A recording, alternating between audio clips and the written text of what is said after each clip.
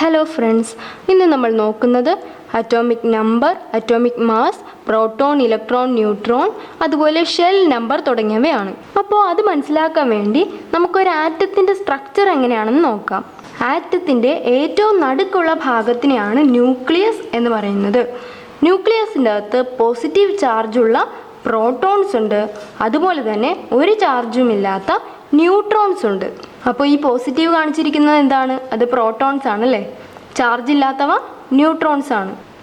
Solar system എങ്ങനെയാണ്? നടുക്ക് സൂര്യൻ, അതിനു ചുറ്റും വലയങ്ങൾ, വലയങ്ങളിൽ പ്ലാനറ്റ്സ് അല്ലെങ്കിൽ ഗ്രഹങ്ങൾ. അതുപോലെ തന്നെയാണ് ആറ്റം. നടുക്ക് ന്യൂക്ലിയസ്, അതിനു ചുറ്റും വലയങ്ങൾ, വലയങ്ങളിലാണ് ഇലക്ട്രോൺ ഉള്ളത്.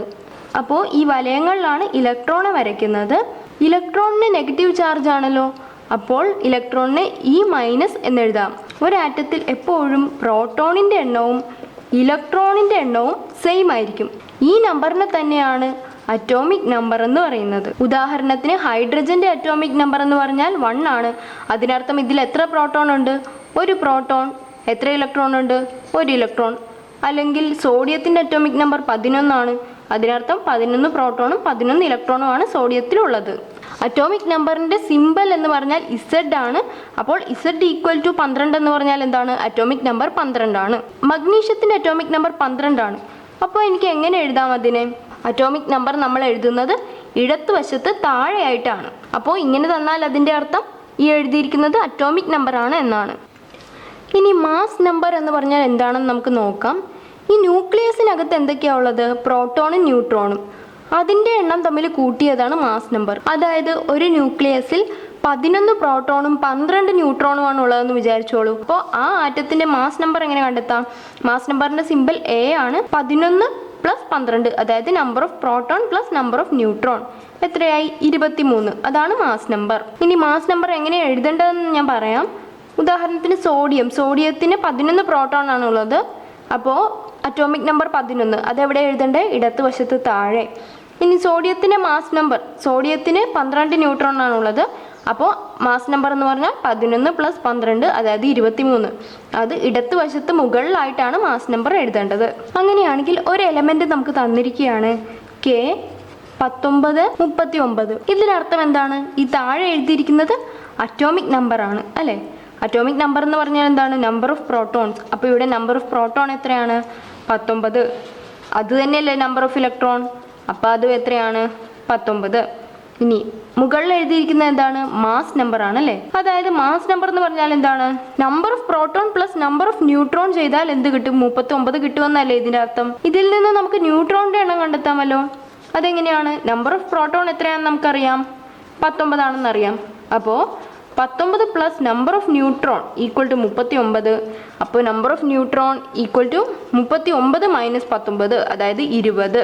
ഇനി ഒരാറ്റത്തിലെ പ്രോട്ടോണുകളുടെയും ഇലക്ട്രോണുകളുടെയും എണ്ണം സെയിം ആണെങ്കിൽ അതിനർത്ഥം ഒരാറ്റത്തിലെ പോസിറ്റീവ് ചാർജുകളുടെ എണ്ണവും നെഗറ്റീവ് ചാർജുകളുടെ എണ്ണവും സെയിം ആയിരിക്കും എന്നല്ലേ.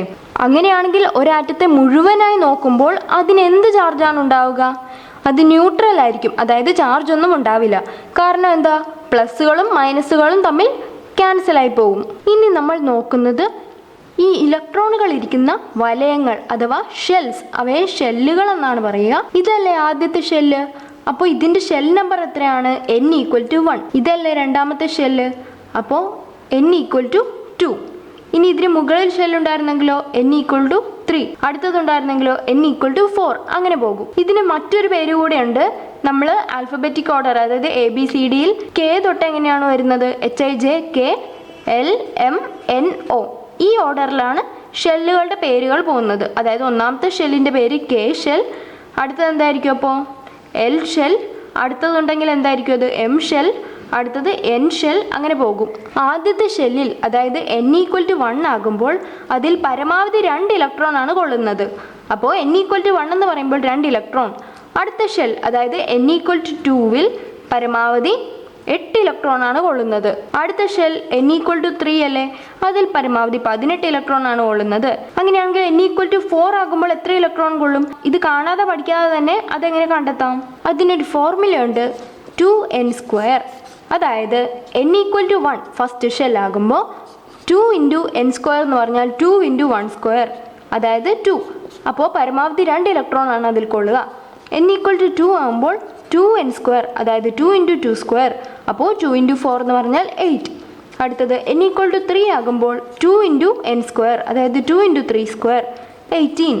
n ഈക്വൽ ടു 4 ആകുമ്പോൾ 2 × n², അതായത് 2 × 4², അതായത് 32. ഒരു ഷെല്ലിൽ എത്ര ഇലക്ട്രോൺ പരമാവധി കൊള്ളുമെന്ന് നമുക്ക് തന്നെത്താനെ കാൽക്കുലേറ്റ് ചെയ്തെടുക്കാം.